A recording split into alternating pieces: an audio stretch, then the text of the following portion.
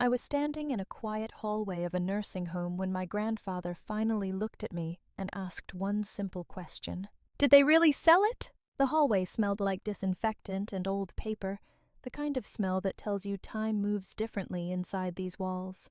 The fluorescent lights hummed softly above us, steady and indifferent. I had just arrived from the airport less than an hour earlier, my body still running on European time, my uniform wrinkled from travel.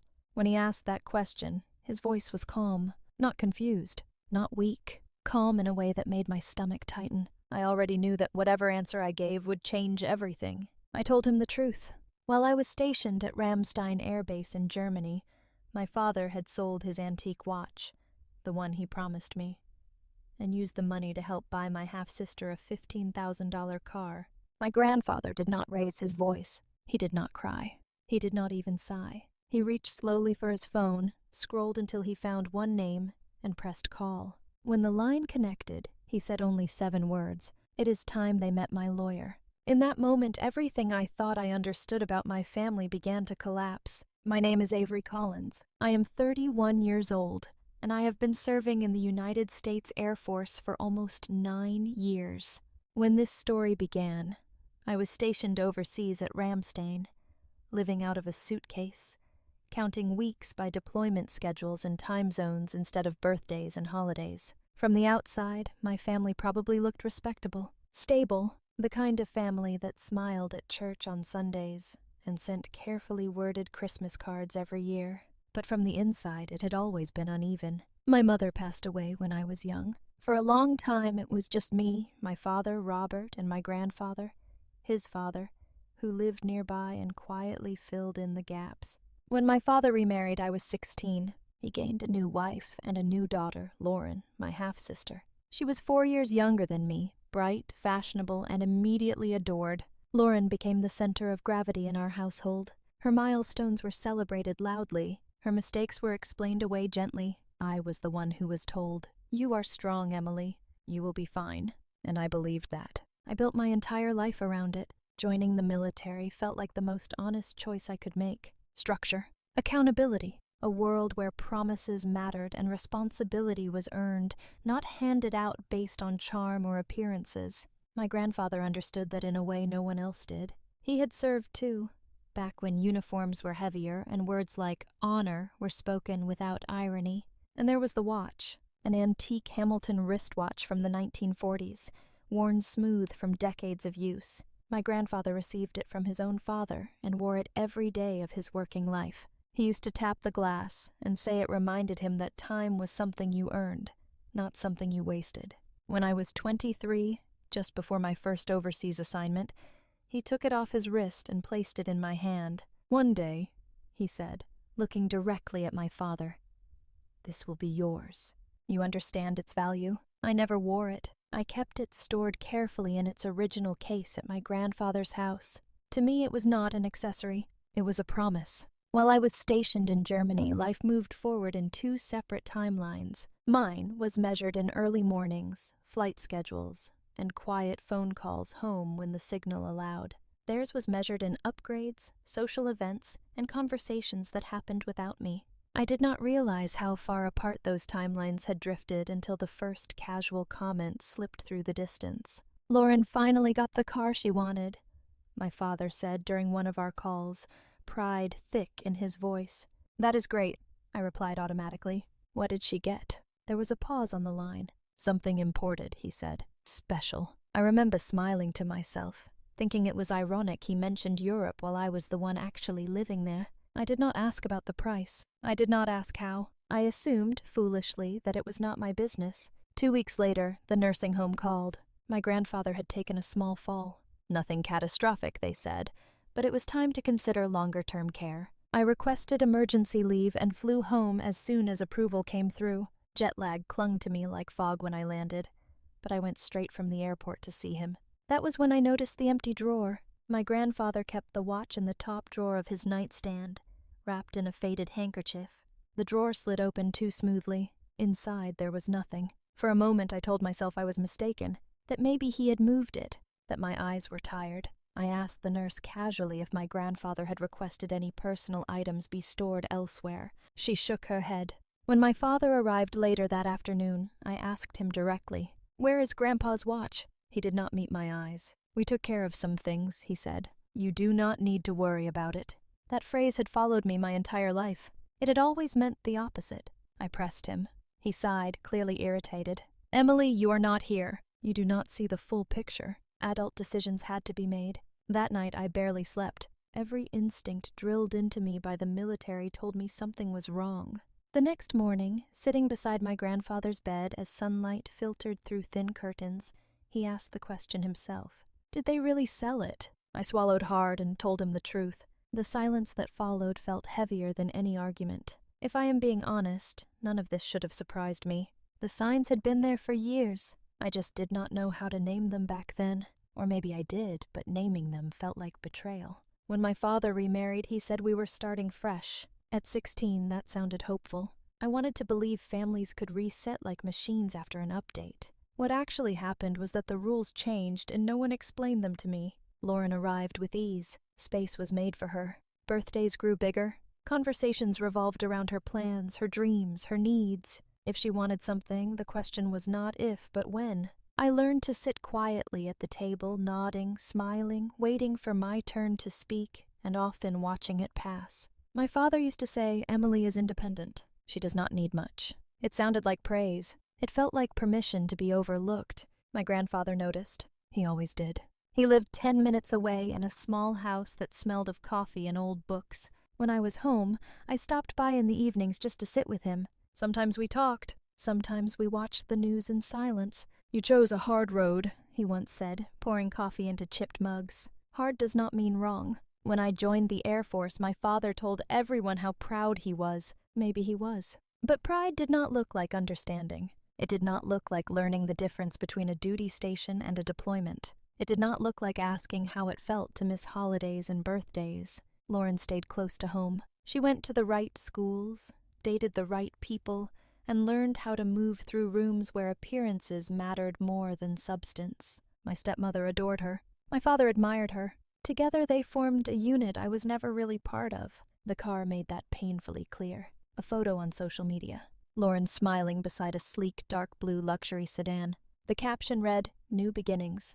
The comments flooded in. Congratulations. Heart emojis. Jokes about how lucky she was. Something about it did not sit right. Lauren did not earn that kind of money. My father had always preached financial discipline like a moral code. I called him that night. "That is quite a car," I said. "She deserves something nice," he replied. "She has been working hard." "At what?" I asked before I could stop myself. There was a pause. "Emily," he said, warning already creeping into his voice. "You would not understand. You are not here." That phrase again. I let it go, or at least I tried to. Then came the confrontation. "We needed liquidity," my father said when I pressed him later. Lauren had an opportunity. "A car like that opens doors." It was just sitting there. "That watch was not yours to sell," I said. He stepped closer, lowering his voice. "Your grandfather is fragile. He does not need stress. If you upset him and something happens, that is on you. Do you really want to live with that?" The words settled heavily between us. They were meant to scare me. And for a moment they worked. But that night, watching my grandfather sleep, I realized something I had avoided my entire life. Silence had never protected anyone in this family. It had only made room for the wrong people to act without consequence. And for the first time I knew I could not be quiet anymore. The next morning I went back to the nursing home alone. The hallway was quiet, the kind of quiet that hums instead of rests. My grandfather was awake, sitting slightly upright, his eyes focused on the pale winter light coming through the window. He looked at me the way he always did when he knew something mattered. "You did not answer me yesterday," he said gently. "Not all the way." I pulled a chair close and sat. My hands felt cold even though the room was warm. "They sold it," I said. "Dad sold the watch." He closed his eyes, not in shock, but in recognition. "How much?" he asked. Most of it went toward a car for Lauren. "A very expensive one," he exhaled slowly. "And they thought I would not notice." "They thought you would not be told," I said. A faint smile touched his lips, but there was no humor in it. "Your father has always mistaken silence for ignorance." He reached for the small table beside his bed. "Hand me my phone." I did. He scrolled through his contacts with steady fingers and pressed call. "James," he said when the line connected. "It is time." When he hung up, I stared at him. "Who was that?" "My lawyer," he replied simply. "He has been my lawyer for over 30 years. Longer than your father has been an adult." I realized then that this was not impulsive. This was prepared. "I hoped it would not come to this," he said. "But hope is not a plan." He asked me to do one thing. "Come to the gathering this weekend. Dress nicely. Do not argue. Do not explain. Just be present." When I told my father I had spoken to Grandpa, his reaction was immediate. "You told him?" he snapped. "Do you have any idea what you have done?" "I told the truth," I said. He laughed sharply. "You always had a flair for drama. He will forget by tomorrow." "You do not know him very well," I said. He hung up.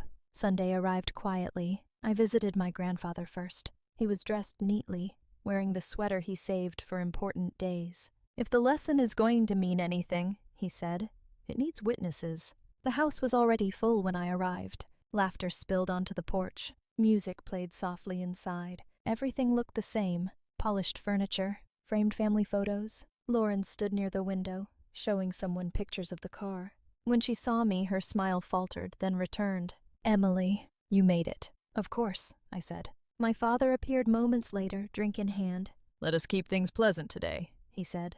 "Always," I replied. He raised his glass. "Family means everything to us. We are proud to support Lauren's future."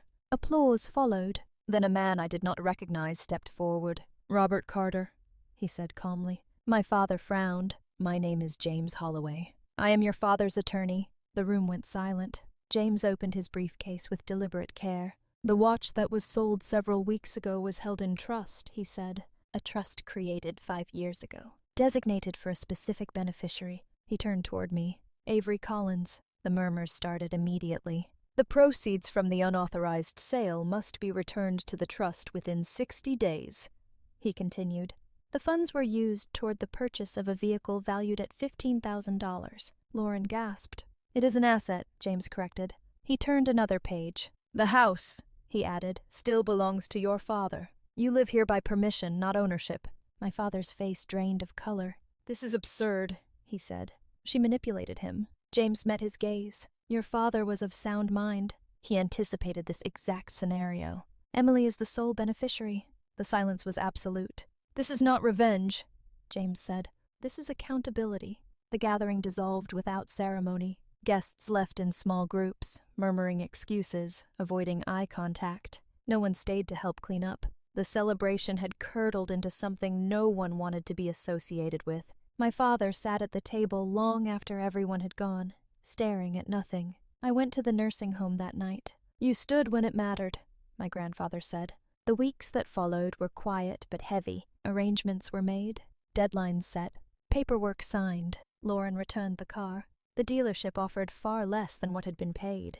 The loss was significant. So was the lesson. My father moved out 2 months later. He did not use the full time he was given. We spoke once on the phone. "I should have protected that watch," he said. "Yes," I replied. "You should have." It was not an apology. It was accountability. My grandfather passed away in April. At the funeral, I spoke about time, about truth, about integrity. Afterward, James handed me a small velvet box. Inside was the watch. The trust had repurchased it quietly. I keep it wrapped in the same faded handkerchief. Sometimes I wear it when I need reminding of who I am.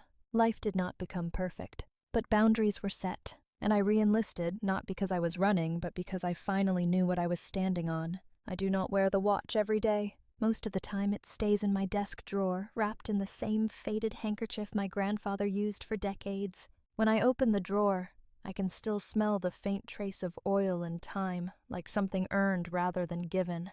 The ticking is steady, unimpressed by excuses, unmoved by emotion. Life did not reset after that Sunday. Families do not suddenly become fair just because the truth comes out. Lauren and I speak occasionally now, carefully, like people walking across thin ice. My father and I keep our distance, not out of anger, but out of respect for boundaries that took far too long to establish. I learned something important through all of this. Standing up for yourself is not the same as hurting others. For most of my life, I believed that being quiet made me strong, that enduring made me noble, that swallowing discomfort was the price of keeping peace. But silence is not always sacrifice. Sometimes it is permission. permission for people to take what was never theirs, permission for patterns to continue unchecked, permission for promises to be broken without consequence. The military taught me many things: discipline, responsibility, accountability. But my grandfather taught me something just as important. Time tells the truth even when people do not. Justice does not always arrive loudly. Sometimes it comes quietly, through paperwork, deadlines, and the courage to let consequences unfold. Sometimes the hardest part is not watching others fall, but standing still long enough to let yourself rise. I re-enlisted because I finally understood what I was serving: my values, my name, my integrity. If this story resonated with you, I want to ask you something. Have you ever stayed silent to keep peace, only to realize the cost was yourself? Have you ever had to draw a line with family, knowing it would change everything? Boundaries are not betrayal. They are self-respect. And sometimes the greatest inheritance is not an object at all, but the courage to stop accepting less than you deserve. Thank you for listening.